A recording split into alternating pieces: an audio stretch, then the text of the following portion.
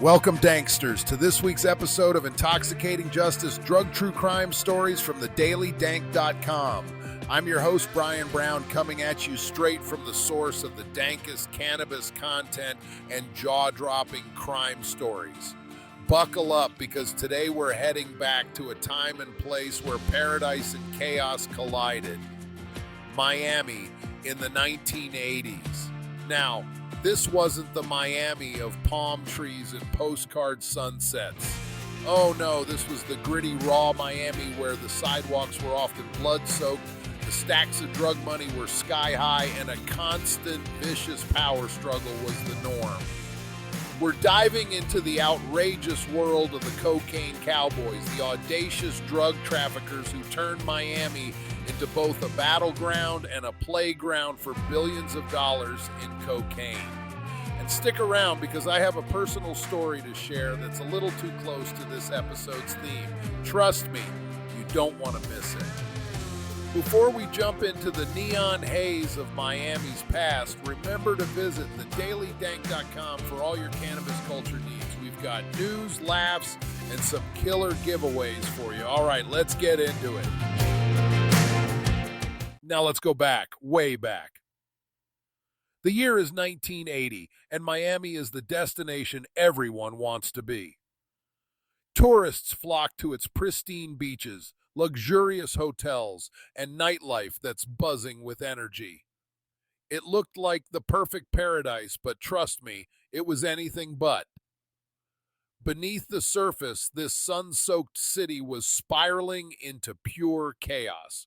Cocaine had arrived in Miami, and it didn't just knock on the door, it kicked it down. The impact on society and the economy was immediate and devastating. By 1981, Miami had earned the infamous title of the cocaine capital of the United States.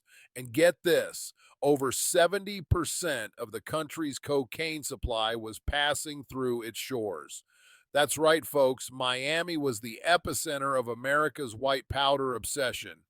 But we're not just talking about a product on demand. We're talking about cash, mountains of it. Banks accepted duffel bags stuffed with cash without batting an eye. Federal officials estimated that at one point as much as $5 billion in drug money was being laundered annually in Miami. Just to give you an idea, that's enough money to buy every mansion in South Florida and still have some spare change for yachts and Lamborghinis. It was a wild west of wealth, but oh boy, it came at a steep price. And what price, you ask? The surge in violence and crime was shocking.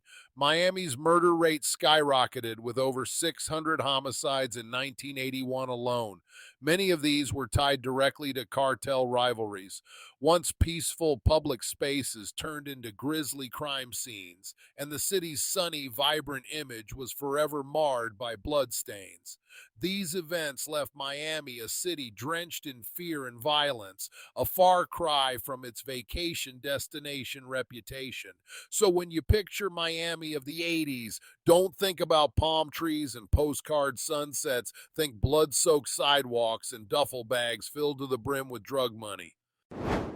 All right, folks, before we go any further, let me share a personal story that hits a little too close to home for today's episode's theme. Back in the early 2000s, I was working on a documentary project about organized crime. As part of my research, I had the chance to interview an old-timer who lived in Miami during the peak of the cocaine era. Now, this guy wasn't involved in the drug trade himself, but he worked as a bartender at a high-end club frequented by dealers and their entourages. One night, he recalled a truly chilling experience. A group of heavily armed men walked into the club. And we're not talking about your everyday thugs. These were bona fide cartel enforcers. The atmosphere was electric but laced with fear. Everyone in the club froze. My source watched as one of these enforcers, packing heat and exuding menace, leaned over the bar with a grin and handed him a $10,000 tip. He whispered, "You didn't see anything tonight." You can imagine the terror that set in. My source didn't argue. He took the money, but he also quit his job the very next day. That $10,000 might have been a windfall, but it was steeped in fear, power, and the grim reality of Miami's underworld. Hearing that story firsthand gave me chills. It's one thing to read about cartel violence in the news or see it portrayed in movies. It's another to hear about how ordinary people were caught in the crossfire of these ruthless battles for power and control. Miami may have been a playground for the wealthy and powerful, but for regular folks like that bartender, it was a war zone. Their lives were irrevocably changed, and the scars of that era still linger today. So, as we continue to explore the lives of the Cocaine Cowboys, remember that their violent, lavish escapades had tangible, terrifying impacts on the people just trying to live their lives in sun soaked Miami. Are you ready to elevate your cannabis experience? Welcome to the dailydank.com, your ultimate destination for everything weed, laughs, and good vibes. We're more than just a website, we're a community, a place where cannabis lovers come together to share, learn, and have a blast. Whether you're tuning in for the wild and hilarious 420 Somewhere podcast, getting your game face on during one of our epic game night live sessions, or waking up to the Wakey Bakey morning show for your daily dose of fun, we've got something for everyone. Dive into our exclusive podcast, from the spooky to the weird to the downright hilarious. We've got a show for every kind of stoner. We're not just about listening, we want you to join in. Our online meetups and community events give you a chance to connect with fellow dank heads and dive deep into everything cannabis culture. And hey, if you're looking for your people, you finally found them. The Daily Dank is your home for all things stoner culture, crazy theories, and a whole lot of fun. Join the family today at thedailydank.com. This is more than just a website, it's a lifestyle. That's thedailydank.com. All right, Danksters, now that you've gotten a taste of the chaotic backdrop that was Miami in the 80s, it's time to meet the notorious characters who turned this paradise into a battleground. Buckle up, because we're diving into the world of the Cocaine Cowboys. First up is Griselda Blanco, also infamously known as the godmother of cocaine. If you thought the men ruled the drug trade, think again. Griselda wasn't just a pioneer, she was a force of nature. Her empire moved tons of cocaine from Colombia to the U.S., contributing to those staggering statistics we talked about earlier. Griselda's operation wasn't your average smuggling gig. She was a visionary, inventing new trafficking methods like hiring mules to swallow balloons of cocaine and chartering private planes to avoid detection. Talk about thinking outside the box. But Griselda wasn't just innovative. She was absolutely ruthless. We're talking about a woman responsible for countless murders, including ordering hits on her own lovers. Her cruelty knew no bounds, yet her business acumen earned her millions of dollars each month and made her one of the most feared and respected figures in the drug world. By the time she was done, it wasn't just the money that made her infamous. It was the trail of blood she left behind. Next, let's meet Willie Falcon and Sal Magluta, also known as Los Muchachos. These Cuban immigrants ran one of the largest smuggling operations in U.S. history, and they did it with style. Using speedboats to transport cocaine into Miami, they outmaneuvered law enforcement and brought in billions. Yes, billions, with a B. The duo lived lives of unbelievable luxury, constantly flaunting their wealth and charm. Falcon and Magluta weren't just criminals. They were celebrities in Miami's underground scene. Their charm and flash made them incredibly dangerous. While the authorities were busy playing catch-up, Los Muchachos were living it up, throwing extravagant parties and rubbing elbows with Miami's elite. They were the embodiment of the excess and danger that defined Miami's cocaine era. So, there you have it. Griselda Blanco, the ruthless godmother of cocaine, and Willie Falcon and Sal Magluta, the charming and cunning Los Muchachos. These are the larger-than-life figures who took Miami by storm, leaving a legacy that still echoes through the city today. By the mid 1980s, Miami was a city under siege.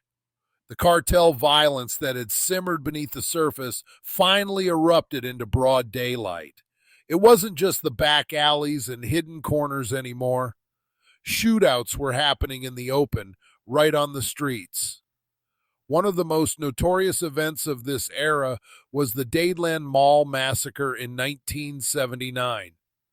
Picture this: a bustling shopping mall filled with families and shoppers suddenly transformed into a war zone by two Colombian hitmen who opened fire with machine guns. Their targets were rival traffickers, and their disregard for public safety was absolute.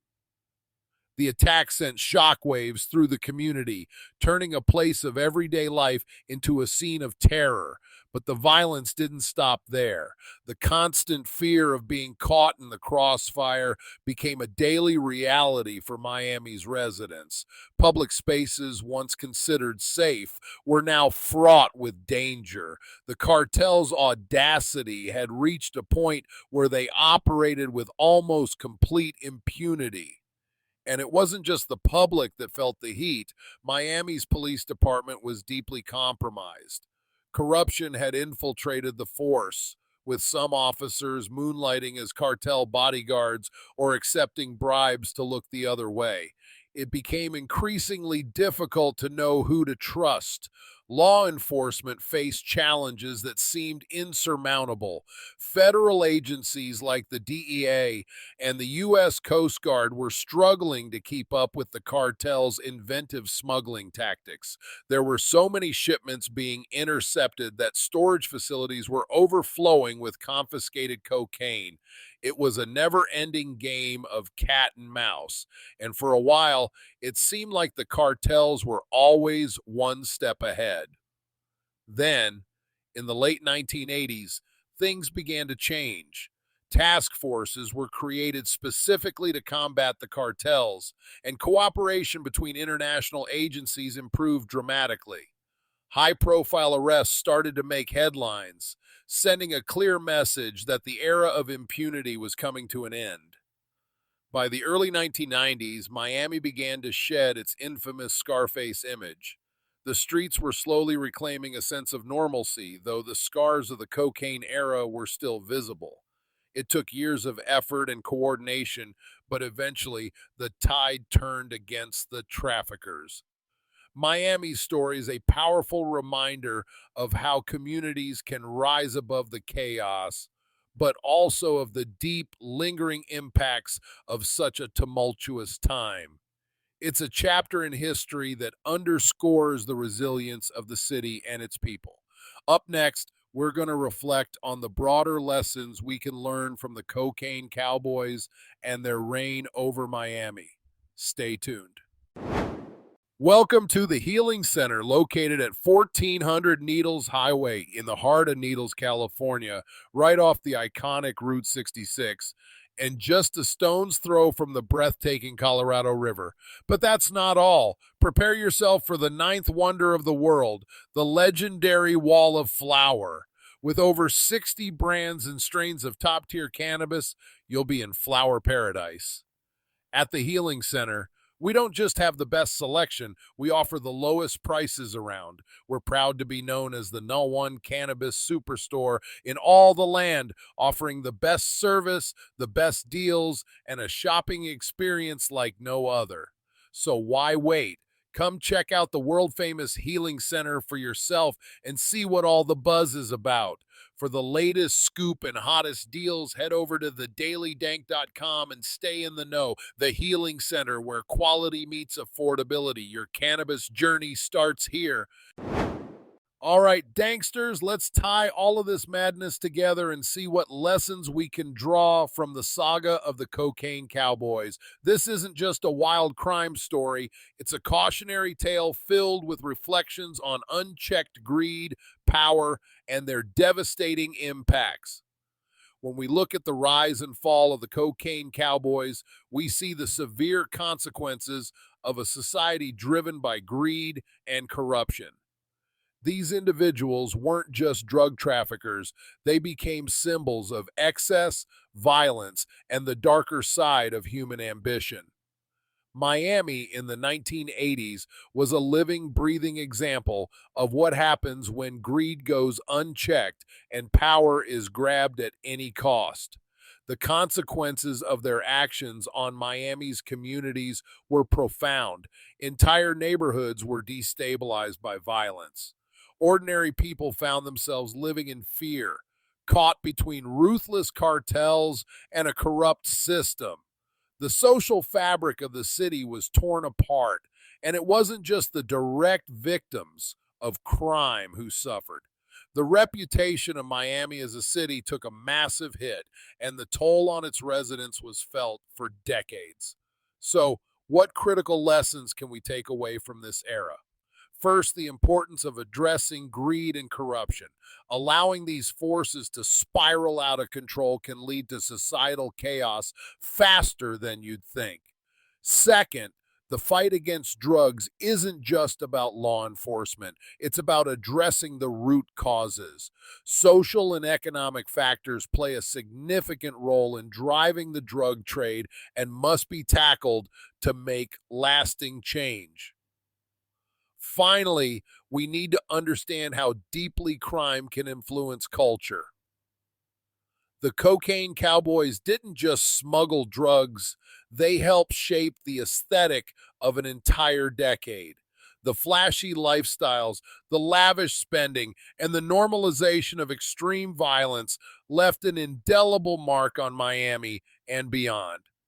So, as we look back on this era, let's remember these lessons.